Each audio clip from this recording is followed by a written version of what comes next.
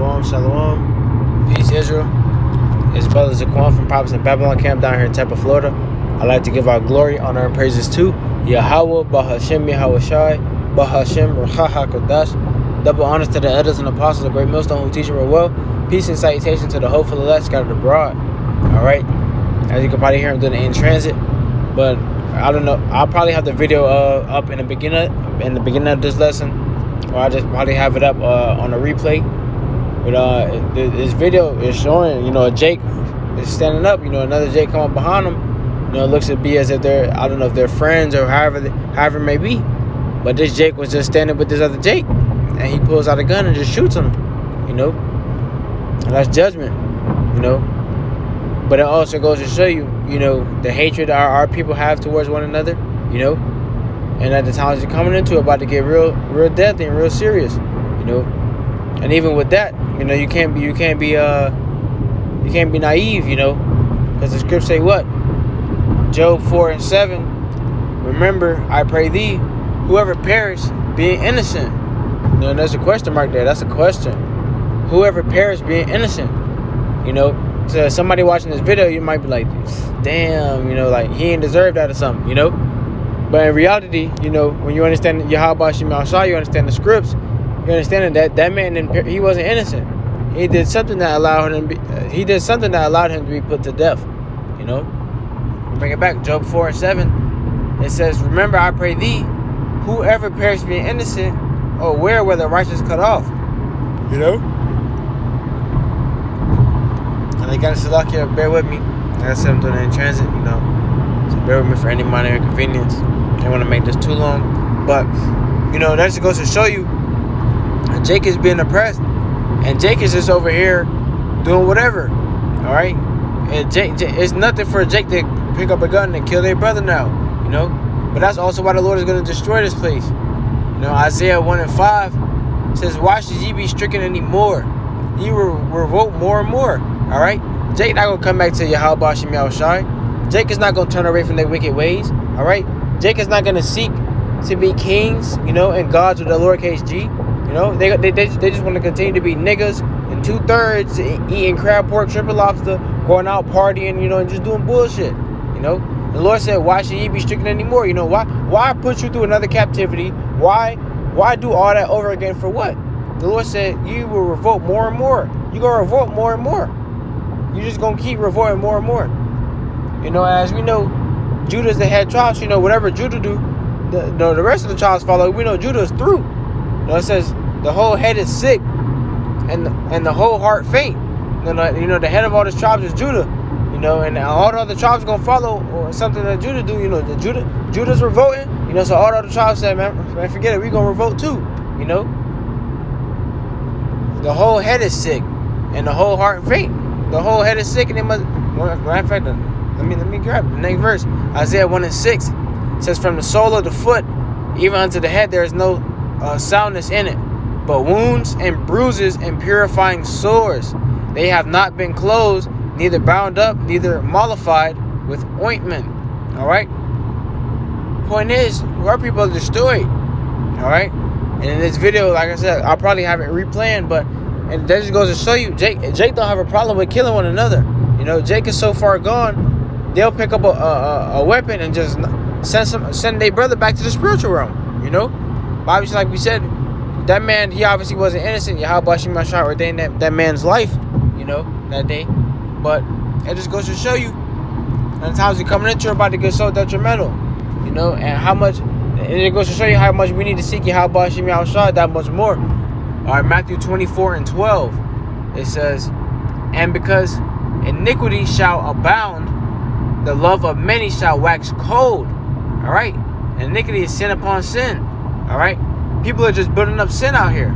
All right, and because sin is increasing and it's growing so much within this earth, the Lord said, the love of many shall wax cold.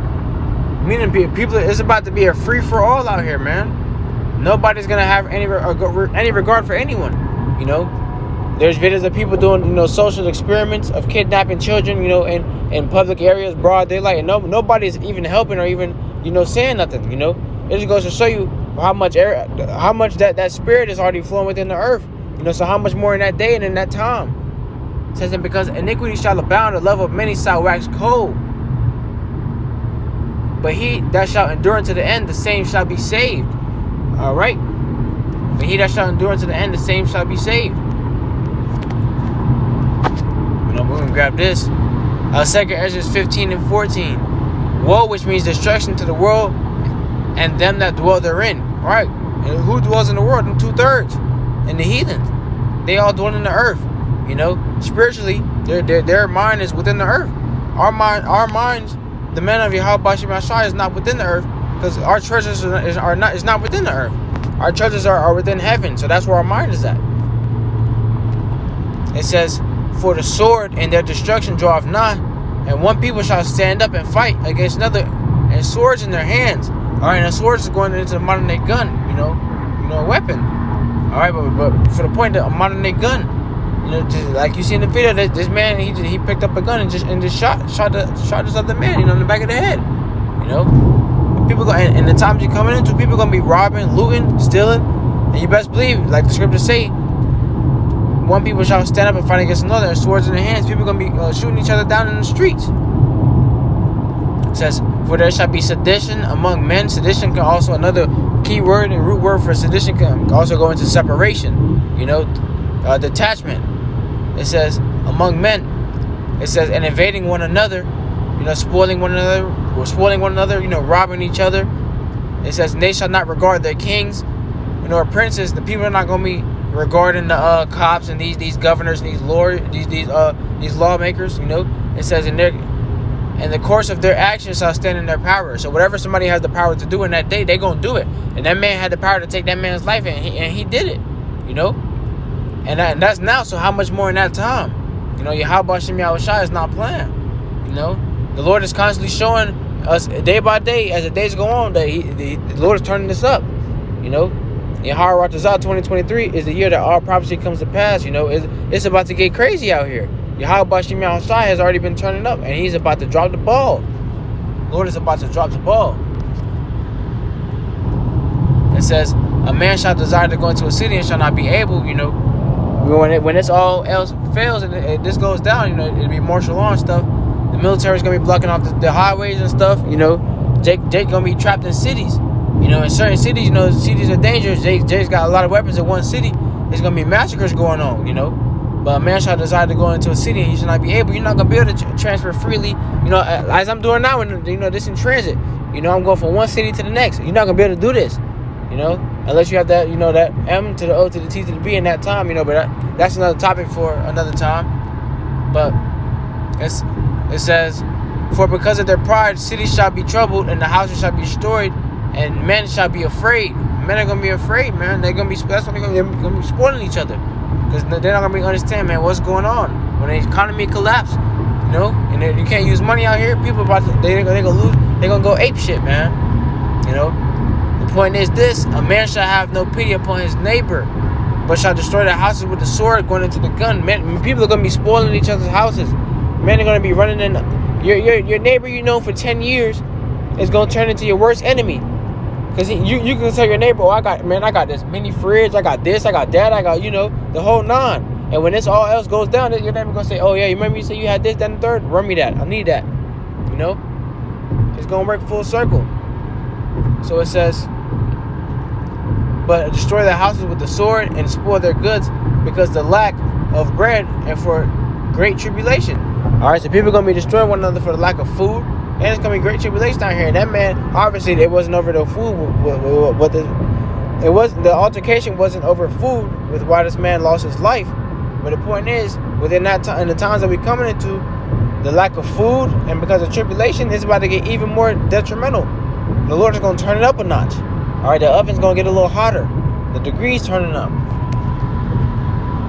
We have 400 degrees right now, but the Lord about to turn it up to 550, Take it up a big notch, But that was really the point, But Yahweh Ratazah, the point was made, and we hit the mark. If the lesson was edifying to you, then it's edifying to the hopeful elect. With that, I'd like to say Shalom and Abba Babal soon.